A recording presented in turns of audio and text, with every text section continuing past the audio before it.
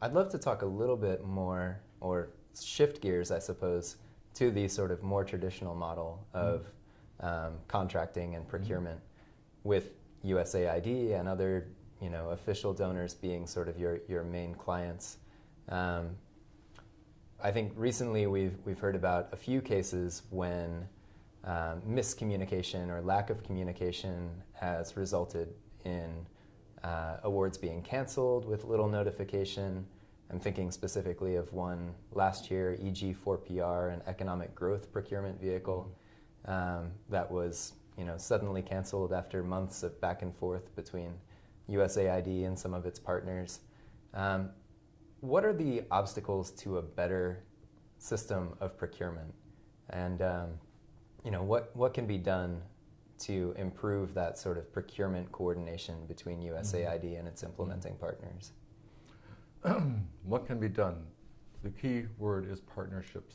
There's a clear rule for the client, in this case USAID, to obviously work with host governments to identify the development agendas, the goals, and then to identify what is the best means by which to help that country achieve that goal.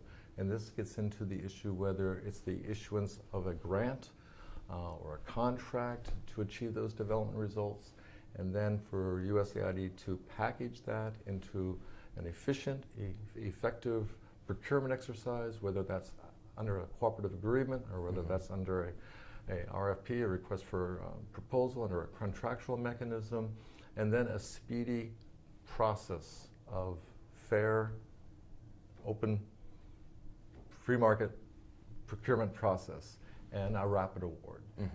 And we all have a role to play in that. One is contractors and grantees need to be responsive. We also have to be willing to abide by the results and realizing that at the end of the day it's primarily about the development agenda. It's about getting the developmental goals achieved, and the rest of this is merely process. Great. So partnership entails clear communication. Do you think the issue now, or part of the issue, is too little communication between USAID and its partners, or perhaps just the wrong kind of communication? And are there efforts underway to improve the communication between USAID and its partners in this area? Again, it all comes down to partnerships, and I think understanding and respecting the respective role that each party plays.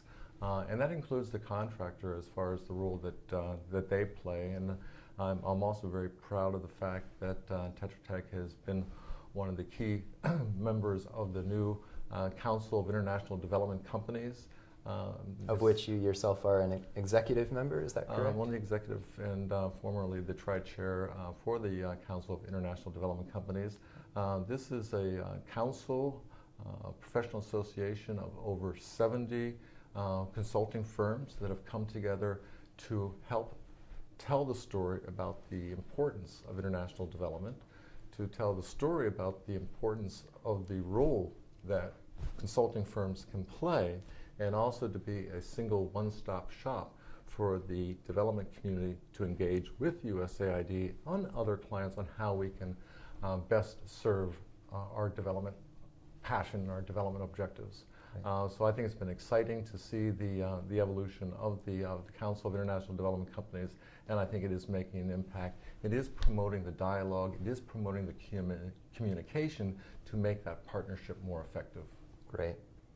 So just to put it bluntly, how would you describe the current state of the relationship between USAID and its implementing partners? Better.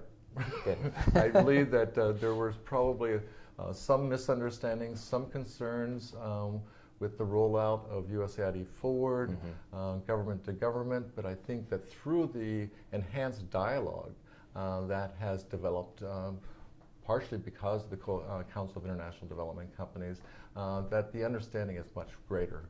And also, I think what we realized is that we're on common ground.